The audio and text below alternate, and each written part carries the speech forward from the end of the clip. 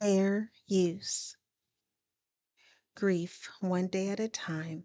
365 Meditations to Help You Heal After Loss by Alan D. Wolfett, PhD. September 2nd. A man's dying is more the survival's affair than his own. Thomas Mann. Sometimes our loved ones tell us what they would like to happen or not happen after they die. Do this with my body, they say. Do or don't have a funeral, move, remarry, take care of ourselves, etc. Honoring their wishes is necessary, right? Not always. What if your needs or your family's needs conflict with those wishes? I often emphasize, for example, that funerals are for the living. When someone says, "Don't have a funeral for me," we need to remember that the funeral really isn't for him. It's for us. The transformative power of ritual can help us in many ways at a time when nothing else will. We're the ones who need to go on living until we too die.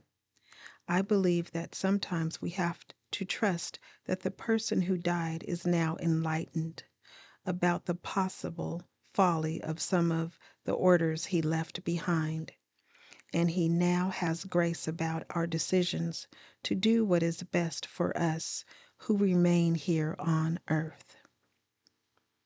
The meditation reads, I will do what is best for me and the other survivors, and I will trust that the person who died is cheering us on.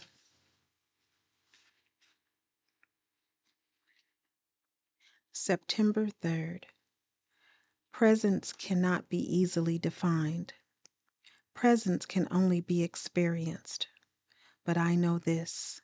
True presence to someone or something allows them or it to change me and influence me before I try to change them or it. Richard Rohr.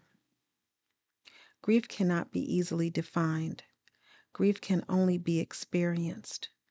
When we are present to our grief, we are paying attention to it. We are opening ourselves to it.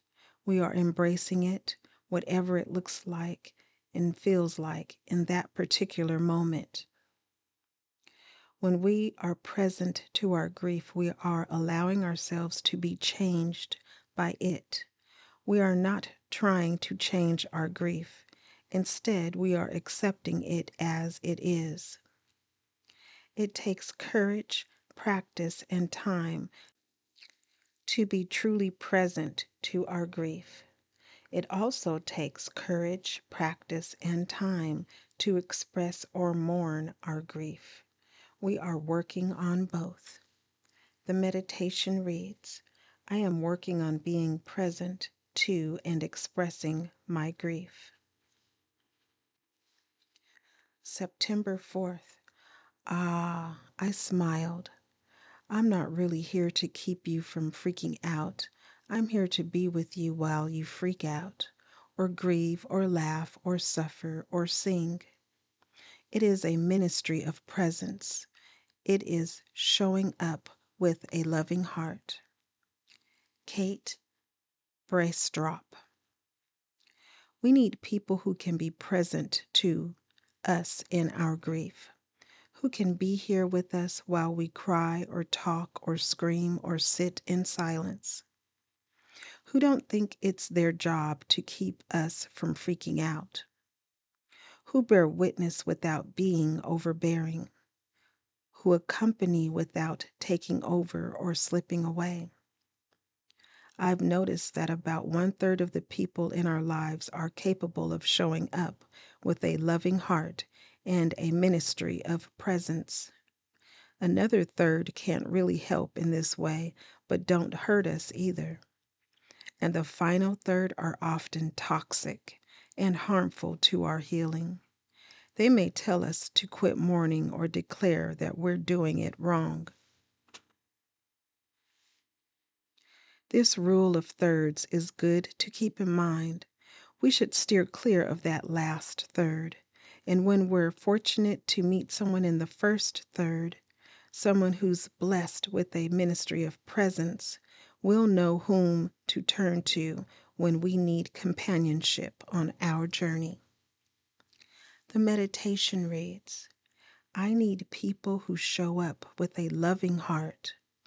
When I am gifted with their ministry of presence, I will muster the courage to actively mourn.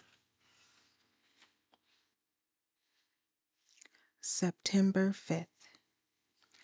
It's called grief work because finding your way through grief is hard work. If you put it off like a messy chore, it just sits there waiting for you. Marty Tosley. Around Labor Day, I sometimes think about how much we labor in grief. Grief and mourning are hard work.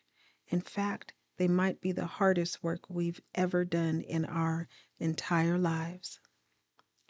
Our grief and mourning are exhausting. If we give them the time and attention and effort they demand, they wear us out. Our grief labors deplete us physically, cognitively, emotionally, socially, and spiritually. So maybe Labor Day is a day to take respite from our grief work. We can choose to treat it as a holiday from our grief. We have been working hard and we need a day of rest. If we don't give ourselves some much needed downtime, we might burn out. Let's spend this day doing whatever recharges us. The meditation reads, My grief and mourning labors are exhausting. I will take a day off when I need one. September 6th. Trust that your soul has a plan, and even if you can't see it all, know that everything will unfold as it is meant to. Deepak Chopra. Our souls have been injured by loss. Can injured souls have a plan? Yes, I believe our injured souls will guide us to hope and healing if we only let them take the lead. They instinctively know what they need to reconcile our grief. They need to shed tears. They need to talk about their injuries. They need the balm of love and friendship. It is the ego that often smothers the soul's wisdom. Brainwashed by our mourning, avoidant culture, our egos try to boss our souls around. Quit crying, our egos say. You're strong. You can handle this. The rest of the people in your life need you to pick up the pieces and carry on. If we still ourselves and allow our deepest, truest voice to be heard above the ego's tyranny, it will tell us what to do. Our souls have a plan. The meditation reads, My soul has a plan. I will listen to my soul. September 7th. Sadness flies away on the wings of time. Jean de La Fontaine. This is probably the biggest misconception there is about grief. Time heals all wounds, people say. Just hang on. The more time that passes, the better you'll feel. I sometimes wish that time alone would heal my grief, but it doesn't. Yes, the passage of months and years does tend to blunt and blur our feelings, but unless we're also actively mourning our grief as time passes, those feelings will only grow more complicated. They'll come out in other ways, like chronic depression, anxiety, or addiction. We need to feel it to heal it, and we need to express it. If we buy into the misconception that time alone will work that magic, we're setting ourselves up for a lifetime of merely existing instead of really living. The meditation reads, I know that time alone cannot heal my wounds. Only active mourning can do that. September 8th. The death of a beloved is an amputation. C.S. Lewis. We grievers are torn apart. When the special people we love died, a part of us was cut off. We survive as amputees of a sort. Amputees who lose a physical limb often experience phantom pain. Their missing limbs physically hurt them, even though they're not there. Our missing people hurt us, even though they're not here. We hurt physically, cognitively, emotionally, socially, and spiritually. There is no getting back the parts of ourselves we lost. There is only learning to manage without them. The process of grief and mourning is our rehabilitation.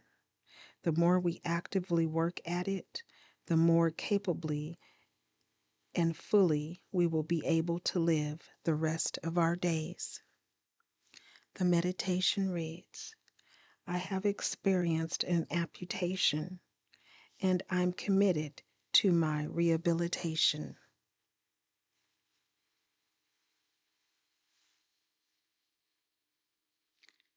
Remember that you are not alone.